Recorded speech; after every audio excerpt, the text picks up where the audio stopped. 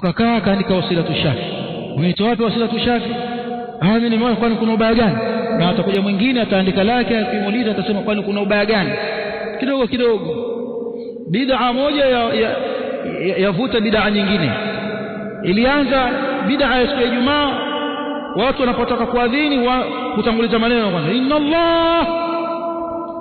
Allah wa malaikatahu yusalluna ala nabi, alafu baadaye wanakuja adhana. Siku hizi a'udhu billahi minash shaitanir rajim, bismillahir rahmanir rahim, wa sallallahu wa sallama ala nabiyina Muhammad wa radiyallahu anil sahabati ajma'in, Allahu akbar Allahu akbar. Adhana ya dhuhuri sio ya Ijumaa. Na ukiuliza kwani kuna ubaya gani? Si yaungu tu, si bismillah tu, si nimemsalia mtume tu, si nimetakia radhi masahaba tu. Zauku yake, yani wapi marejeo yako? Turejeshe kwenye Qur'an, turejeshe kwenye hadith. Hawezi kukurejesha.